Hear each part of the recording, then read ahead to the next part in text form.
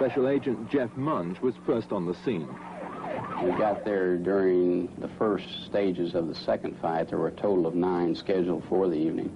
And so many people were watching the action that they didn't really see us approach.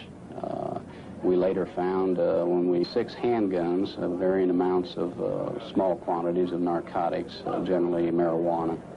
Of course, the promoters had set up refreshments. They had barbecue sandwiches. There was quite a number of cases of beer, which we later confiscated. A total of 11 dogs were seized, placed under the care of the Orlando Humane Society.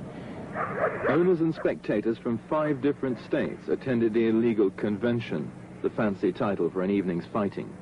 Over beer and sandwiches, 250,000 devotees meet most weekends across the United States to watch dogs, usually bred from English Bull Terriers, end up like this. The job of treating their injuries in this case fell to Dr. Fred Hall. I got a call from the Orlando Humane Society at approximately, I would say, a little after 12 or close to 1 a.m., and I had just gotten in bed. I'd worked here at the clinic till midnight, and this man was frantic on the other end. He says, "Doc, you have to come down and sew 12 dogs up right away." We had one little black dog that was obviously in shock and severely, a tremendous amount of puncture wounds over his whole body. And then one dog, his tongue was half off, and we amputated the end of his tongue and just sent him home Monday. We did the surgery on him Sunday, and he was sent home Monday. The other little dog, the little black dog, got where he couldn't stand, and we worked on him, set IV drips up in him, and worked on him from Sunday, and it was the following Thursday, if I remember correctly, before he could even stand.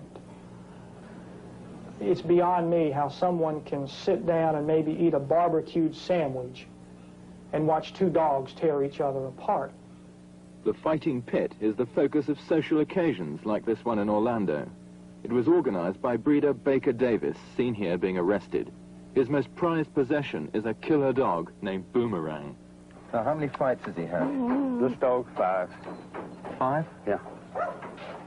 And what happened to the dogs he fought? Well, some you know about, some you don't know about. He's won, every one of them real impressive. What sort of time scale are we talking about? I mean, how long did he go? 55 minutes has been his longest one, I think. 28 minutes has been his shortest. Mm-hmm. Has he killed any of the other dogs? Yeah. Yeah, he's, the word we've got, you know, that all of them have died from him. All the dogs. All the usually, you know, something will happen to them. They'll lose teeth, or they'll get hurt real bad, or either they'll quit and they don't prove game. But he's been everything a man could ask for in a dog. Well, what is the ideal dog? I mean, what is it that he represents to you?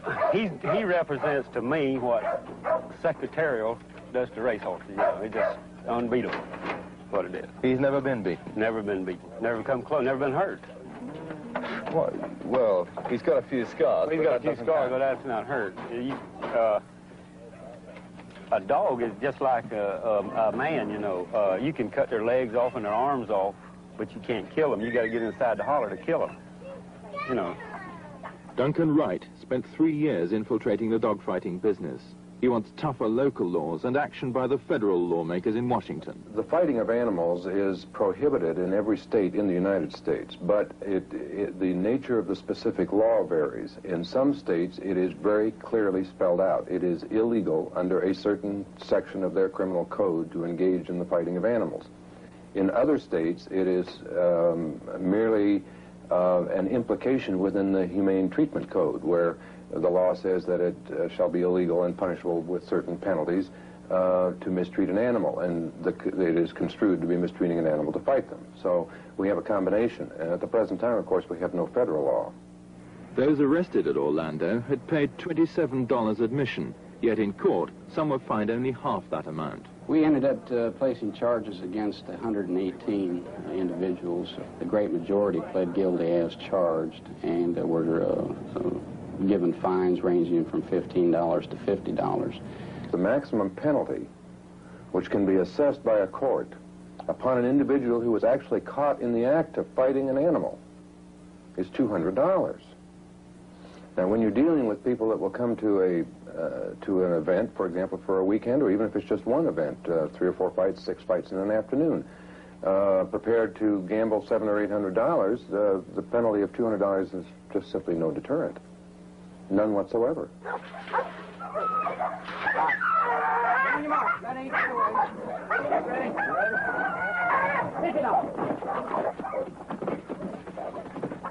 To owners and breeders, the law is irrelevant. Pups continue to be bloodied in training sessions like this one, held at dusk in a remote orange grove.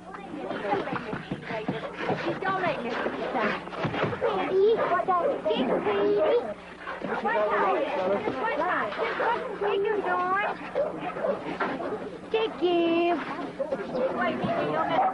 Yeah, you get out of the way. For 50 years, the law has been only a minor irritation to Pete Sparks, the 76-year-old father figure of 400 specialist breeders.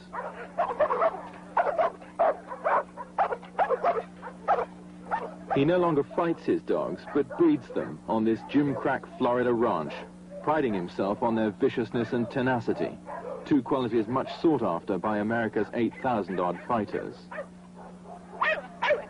A lot of people think it's a pretty filthy and degrading kind of sport. I know they do, but what do you think? I don't think so, or I wouldn't have anything to do with it. If I thought that, I wouldn't let my pups go to people who I thought might be going to fight them if I felt that way. But I've had these dogs for 50 years, and I've gone to the fights exclusively in the last 30 or 40 years, everywhere that I could get. I've been to Phoenix, Arizona, I've been to Texas, and I've gone everywhere from Boston down to Miami as far as the East Coast is concerned.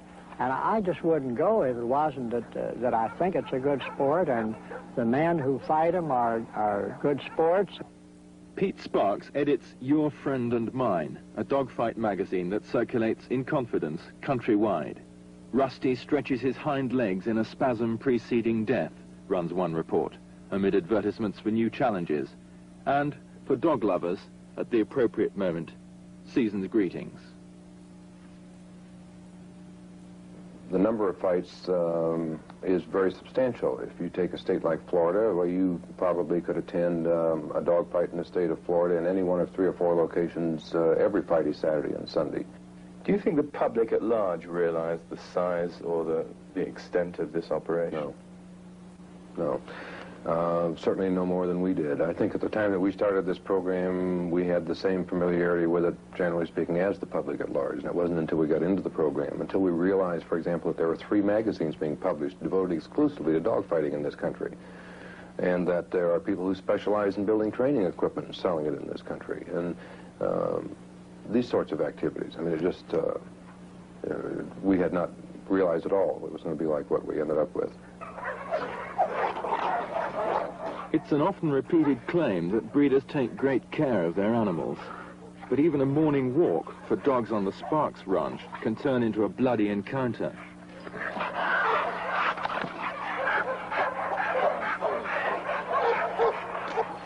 How is she after that? Oh, she's all right. She's got a bit of blood on her nose there. Oh, yeah, but... Above her eye. Not lost any teeth. No. That's the kind of thing she's got to get used to, isn't it? Oh, she's already used to it, for that matter. What about him? Well, he was getting to where he was getting out of wind, you notice, towards the last. But I think he'd probably give up. He just doesn't have it in the background to produce what you want in a fighting dog. I mean, these things go for 2 hours or more, 3 hours sometimes, and the dog's got to have guts there to stay in there when the punishment gets rough, you see. It's been put to us that the owners of these animals actually look after them a lot once they've been in a fight, and that they look after them probably better than your normal pet owner would do. Well, I think that I've heard this too, I mean, it's absurd. It's just incredible. I've seen them with dogs that were mortally wounded in a pit, just merely throw them off into the weeds. And I'm not talking about a rare occasion, because I don't deal in that sort of data. The number of people in the dogfighting community that properly care for an animal is in the minority. There are some, but they are in the minority. The rest of them simply couldn't care less, except what that dog can produce for them. Have you seen dogs badly mauled? Oh, certainly. Killed. I mean, it's nothing. Boomerang, now worth $4,000, was bred to kill.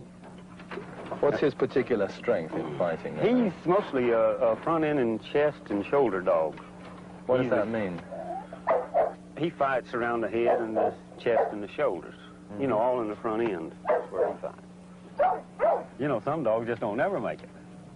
What happens to them? Well, you either sell them for pets or hog dogs, or there's no use to feed them, you know, if they won't make it. I mean, basically, a dog like that, he doesn't seem terribly aggressive to me. Yeah. He's got it bred in him, does he? Yeah. For most of them are real good pets to humans, but they just don't like another dog or animal, any kind of animal. They don't like it. Now, that dog there would catch a horse, cow, anything that would move he'd catch besides a human. And what would he do to it when he caught it? He would try to kill it. Or you know, if he caught a cow or a horse, he would just have to get him a bite and hang on. What they have done is just go through a standard selective breeding program that you can do with any sort of an animal, wherein they watch a litter of puppies and they take the one that is the most aggressive and the meanest, and they breed it to the most aggressive and meanest from another litter, and they keep doing this. And over a period of time, what happens, of course, is that they are producing puppies that are more aggressive and meaner than the average population of puppies for that breed as a whole. Nothing magic to that. Then they take a puppy, and even under the purest conditions, they put this puppy in the ring with an experienced fighting dog, and they let that experienced fighting dog maul this puppy starting at about 8 or 10 weeks of age. And it's true, they do not permit it to hurt it seriously.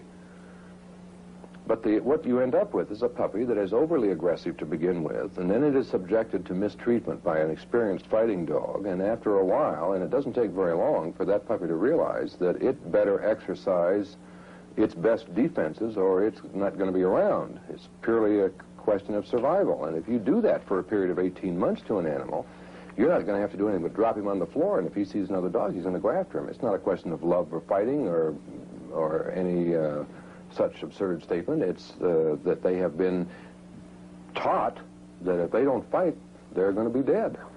You make a buddy out of the dog, and you keep him in the house with you, carry him in the car with you, and when he's fighting for you, you know. And I think I see in the dog a lot of the attributes that I would like to see in myself. And when I see a dog sit down and not necessarily take his death, but make a good showing, it makes me feel good because I produced it, you know. What do you feel if he dies? Well, it's just too bad, that's all. It's just a matter of luck, that's all. But this is your friend who's been in I know, but I'd much rather have the dog die in the pit than to shoot him because he wouldn't fight. Well, this dog here, he's shy, and he's just going to end up in the graveyard because he don't have what it takes. And now he's how old did you say? He's a little over a year old. He's got good teeth and good health, good shape that way. So there's really nothing the matter with him at all? Nothing wrong with the dog. He'd make somebody a good house dog, maybe, a pet or something like that, or yard dog. He's no good to you? He's no good to me as a stud dog, and since I don't fight my dogs, he may never have a chance to prove his worth as a fighting dog. But I have far better dogs for stud, so I have no need to keep him. What are you going to do with him? I've got a .22 pistol, and I put one right in there, and he never knows what hit him. On the Baker Davis Ranch at Orlando, exercise means a few miles on the cat mill, so called because the cage 2 feet from the dog's jaws often contains live bait. Though Boomerang's fighting days are over, his sons and grandsons are already contributing to the $30,000 a year Baker Davis makes from breeding and fighting his 150 animals. Caring for them is a labor of love for Mrs. Davis. Well, now you've got all these dogs to look after. It's quite a job, isn't it? Yeah, but I like it. What is it that appeals to you about it? Oh, I love raising them, and each dog has its own nature, you know, and I just like it. What does it do to you when they come back cut up after a fight? Nothing. It's not upset you at all? No, because I can take care of them. I know what to do. But what about the idea of sending them off to fight? Oh, I go right with them. Release the dog. Get in there, Tadpole. Get in there good. Go, Tadpole. Go, baby. Puppies that have yet to fight learn what it's all about at training sessions. No matter. Get you some, Tadpole. Get you some, baby. Because I've never seen a dog die, in a pit or otherwise. I've never had but one dog on my whole place to die for any reason, and she hung herself on the chain, fell in a hole, and hung herself. But Boomerang's killed 5 dogs. Well, everybody knew what Boomerang was when they went up against him. And he's a champion dog, and I'm proud of him just like I would be of a champion horse or anything else. But you say you're not worried about the thought of dogs dying. Isn't that slightly strange? Well, I've never seen any of the dogs die. Maybe that's the reason. Would it change if one of your dogs got killed? Would it change your views? Well, I guess it would depend on how the dog did get killed. You reach the point where you say it's incredible. It's simply incredible. And so you have to draw a balance between being realistic about it and at the same time not creating an aura of just absolute incredibility. But during the 3 years that I worked on it, there were times when I would go home after attending a fight or visiting some of the dog fighters in a training session or just communicating with them. I'd hit myself on the head and say, you know, was I dreaming? Or did this really happen? A majority of people, I think, would regard it as an extremely nasty, bestial, and sadistic sport. Well, I think that would hold true with a majority. People don't know anything about it. They think you throw a dog in a hole and he either fights or you cut his throat or something like that. But that's not the case whatsoever. What is it that appeals to you about the fights you go to? Well, I think it's the animal itself, you know, and knowing what he can do. Oh, look at him, look at him, look at him, look at him. What fuels the excitement and can treble a successful owner's winnings is betting. You have to bet on your own stuff. You'd be defeating the purpose if you wouldn't. I would never bet against one of them. Or none of his offspring, you know. So. And how much would you put on Boomerang on a fight now with a record like his? Well, now he's over the hump now. Well, at his peak. At his peak, we bet I say 3,500 on him at his peak. I guess we won maybe $12,000, $15,000 on him. The money is necessary to make a man have his dog in proper condition. If you were going to have a fight, you and I were going to have a fight, and there was no money up.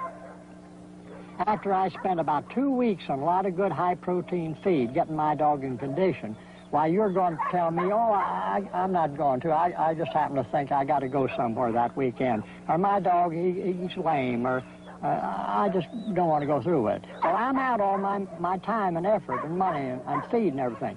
So you put a little bet up on it, see? A lot of people might find it pretty repulsive putting money on dogs that are going to fight, one or both of whom may subsequently die as a result, deriving enjoyment from this whole thing. Not the people that I know. Not the people that are professionals in dog fighting. There's a difference. There's an amateur. I mean, you might fight me with your dog, and for the simple fact that you didn't know what to do, you could lose that dog. Where if I had the same dog, I'd know exactly what to do to him. But I'm talking about the whole business of fighting dogs generally. Well, like I say, that it depends on the individual. You know, I mean, when I first seen him, I thought it was terrible too. You know. Did you? Yeah, really. Yeah. Some conventions involve long distances and big money. This one in Mexico offered up to $20,000 in prizes. Big money can make for corrupt officials, as Duncan Wright discovered when trying to make arrests. Well, we had a situation down in Texas which was humorous in a sense and sad in another sense, because we had a fellow on the ground and I was in a helicopter and we were describing where this convoy of dogfighters was going. And when they finally pulled off the highway and turned into this property, I described the property to the fellow on the ground to give him an indication of where they were moving, because we were then intending to cause a raid. And he came back at me after the description and said, "Give that to me again." So I gave it to him again, and it turns out that this was a farm owned by the local district attorney. And at that point, it became very obvious there was going to be a fruitless task in trying to get a raid. I was at a dogfight in the Detroit area where there was a policeman in his uniform there. And then, of course, if you go back to someone like Maurice Carver, who for years has been one of the big dog fighters in the United States, traveled all over the country with his fighting dogs, and the big better and everything. His brother was the deputy sheriff. And, of course, when you have those sorts of links with the police authorities, at least in those communities, it becomes difficult to achieve much. Ready? Chicken treat. Chicken sign.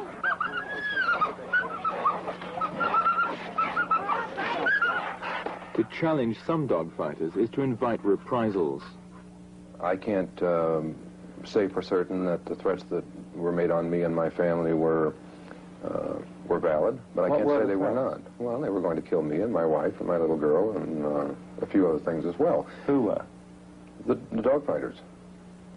They didn't identify themselves by name, but we received these threats on a number of occasions, and I think it's very interesting that they knew that what my family consisted of. It means they've been doing a little looking. That's the thing that bothered me more than anything.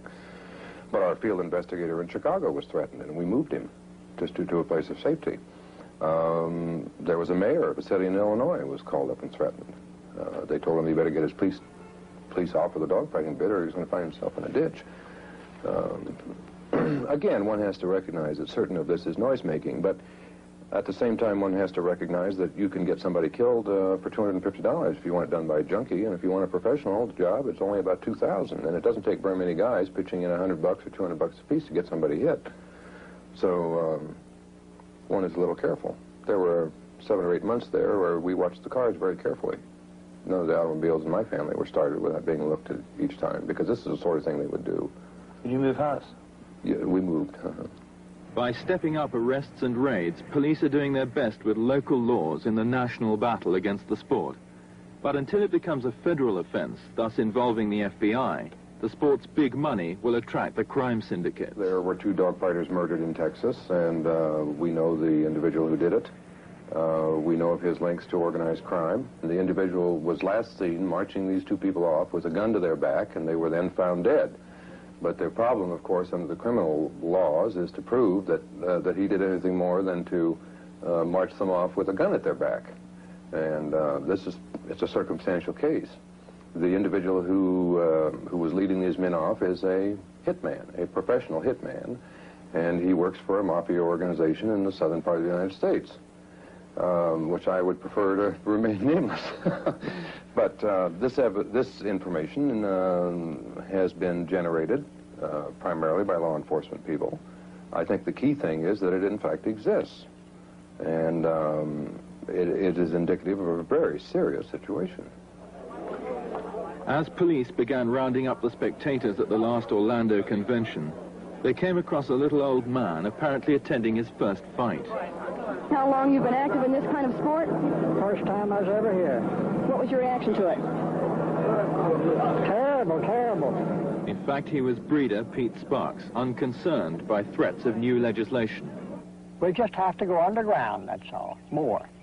There'll be no more of these conventions where they have all-day fights, 10 fights scheduled or anything like that. We'll have to meet individually, and we'll invite 10 of our friends or something, and we'll meet back here behind somebody's barn or something and have it over with, and nobody know anything about it except those that are in the know. The appeal of the sport is just as wide as it ever was. Oh, yes, more so, I think, because we got a lot of young fellas getting into it today that adding to the numbers. There's boys right here in Stark that have bought dogs from me, and they just itching for that pup to get old enough to set him down. They're itching for blood.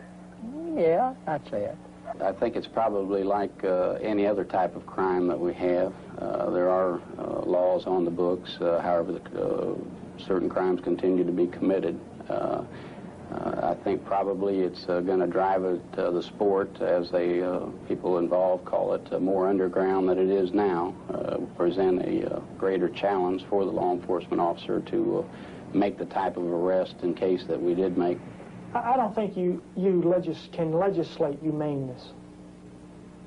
You know, I just don't. I think it's just another law to be broken. No single thing is going to stop something like this. It's an accumulation of factors and the accumulation of pressures which you put on. You're never going to stop it 100%, but we're sure going to stop its growth. Even at 5 days old, these potential killers are worth $700 each. But there's a chance that before they're old enough to fight, the bill now before Congress in Washington will make dogfighting a federal offense. That instead of imposing $10 fines, courts will at least have the power to put breeders, trainers, and spectators behind bars.